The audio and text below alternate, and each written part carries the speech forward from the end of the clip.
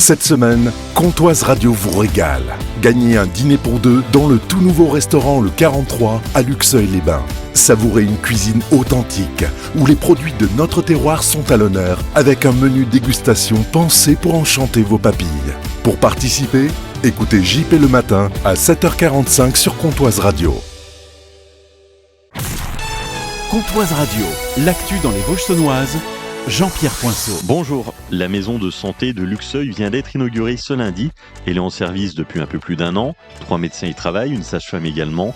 Cette inauguration est un moment fort pour la ville.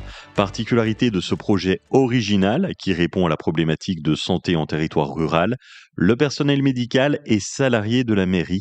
Les explications de Frédéric Burgard, maire de la ville de Luxeuil. Les élus luxeuviens se sont rendus compte, au fur et à mesure qu'ils consultaient des professionnels de santé, eh bien que ces professionnels de santé attendaient de plus en plus d'être salariés maintenant, que ce soit des jeunes, que ce soit des plus âgés. C'est une formule qui attire, donc nous avons accepté de prendre ce risque financier également, il faut le souligner, de proposer des contrats de salariés à nos professionnels de santé. C'est le cas ici dans cette maison communale où il va y avoir bientôt une multitude de professionnels de santé, pas mal, hein, on est victime de notre succès, mais surtout parmi ces professionnels de santé, eh bien 3 salariés, 3 médecins généralistes salariés qui travaillent aux côtés d'une sage-femme libérale et très bientôt au 1er janvier d'un autre médecin généraliste libéral, donc une belle émulation au sein de cette communauté professionnelle qui ajoute énormément en termes d'attractivité. Pour assurer un fonctionnement optimal de la maison de santé, la CPAM soutient financièrement les emplois des assistants médicaux.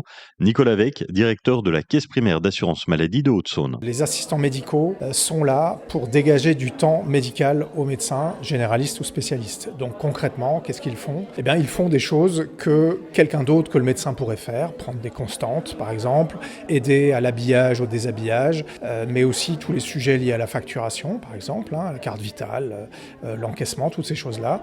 Et ça permet aux médecins de voir plus de patients ou de passer plus de temps avec ces patients. Dans cette perspective-là, l'assurance maladie, en effet, finance ces postes-là. Alors un peu plus au démarrage, on est sur un financement à 36 000 € la première année.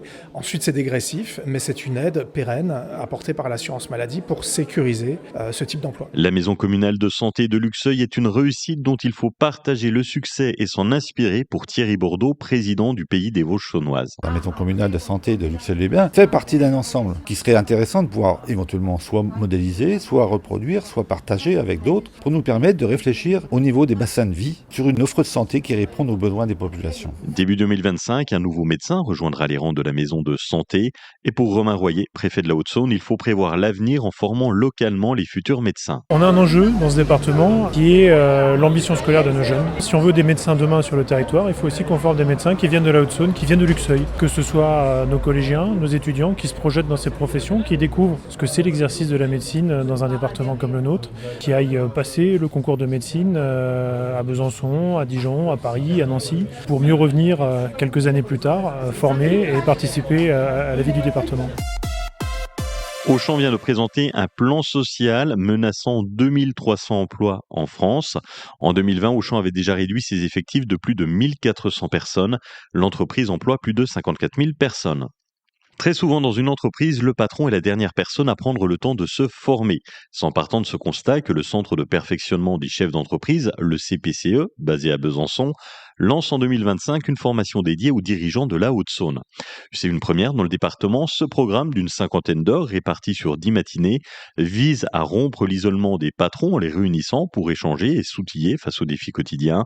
Les sessions abordent divers sujets, du recrutement au bien-être en entreprise. La formation débutera en février à Vesoul. L'escadrille Air Jeunesse, l'EAJ de la base aérienne 116 de Luxeuil, a honoré la mémoire du lieutenant Robert Buss lors d'une cérémonie au Val d'Ajol. C'était le 30 octobre. Ce pilote américain s'était écrasé en 1944 en ravitaillant un bataillon américain encerclé. Une gerbe a été déposée sur la stèle qui lui est dédiée.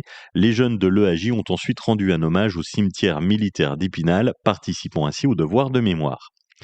Le cinéma français va mieux, avec plus de 15 millions d'entrées depuis le début de l'année.